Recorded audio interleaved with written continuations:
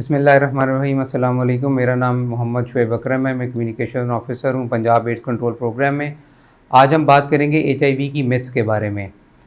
Myths के बारे में बात करने से पहले हम रिकॉल करते हैं एचआईवी और एड्स में फ़र्क जो है वो क्या है। देखें, एचआईवी एक वायरस है जो जिस्म में दाखिल होकर उसके मुदाफ़ती निज़ाम को कमज़ोर करता है, और जब ये निज़ाम इतना कमज़ोर हो जाता है कि जिस्म किसी भी किस्म की बीमारियों से लड़ने के काबिल नहीं रहता, तो उस हालत को एड्स कहते हैं।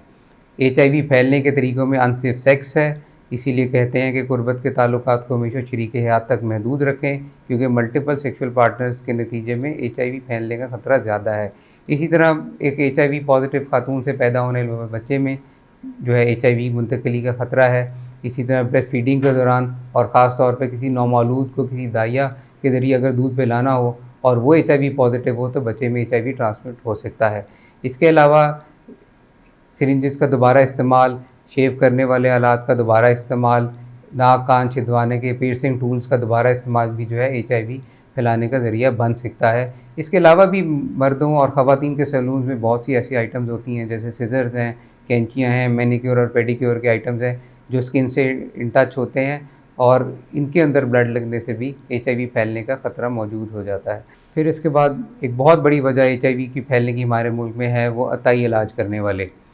एक ही सिरिंज का कई मरीज़ों पर इस्तेमाल कर देना, अताई दंदान साज का एक ही टूल को कई लोगों के दांतों के इलाज के लिए इस्तेमाल कर देना भी एचआईवी फैलने का एक बहुत बड़ा ज़रिया है। इसके अलावा किसी मरीज़ को खून की मुंतकिली हो तो उस खून को अगर एचआईवी से के लिए स्क्रीन ना किया गया हो और उसमें एचआईवी हो तो एचआईवी फैलने का खतरा कायम हो जाता है।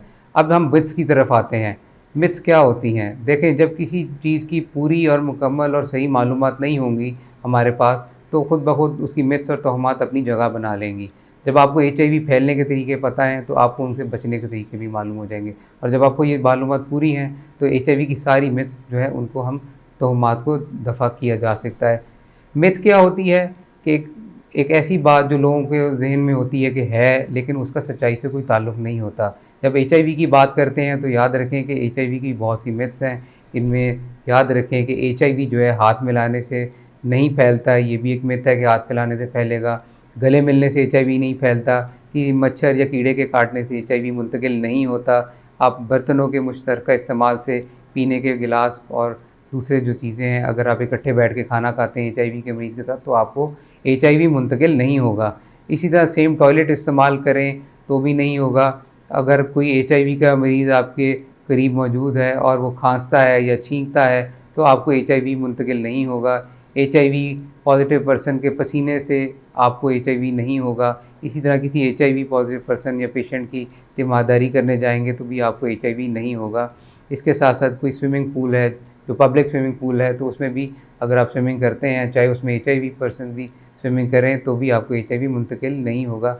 याद रखें कि एचआईवी पॉजिटिव पर्सन जो है वो बिल्कुल शादी कर सकता है, और एचआईवी पॉजिटिव पर्सन अपने स्पाउस, चाहे उसका शौहर हो या उसकी बीवी हो, उसके अंदर एचआईवी की मुंतकिली को रोक सकता है और फिर एचआईवी नेगेटिव औलाद भी हासिल कर सकता है। इसके साथ साथ वो अपनी बिल्कुल ज़िंदगी को नॉर्मली गुजार सकता है। वो जिम जा सकता है, स्पोर्ट्स में हिस्सा ले सकता है, जॉब कर सकता है, बिज़नेस एक्टिविटीज़ परफॉर्म कर सकता है, आपस में मेल जोल रखना हर खुशी गम के अंदर शामिल हो सकता है और बिल्कुल नॉर्मल ज़िंदगी गुजार सकता है। इसके लिए ज़रूरी है कि जो भी एचआईवी पॉजिटिव पर्सन हो वो अपनी अद्वियात को रेगुलरली इस्तेमाल करता रहे, ताकि उसके जिस्म के अंदर वायरस जो है वो इस हद तक कमज़ोर रहे कि वो नॉर्मल ज़िंदगी गुजारे। अपना ख्याल रखें और अपने करीब अज़ीज़ व अक़ारिब सबका ख्याल रखें। अस्सलाम वालेकुम।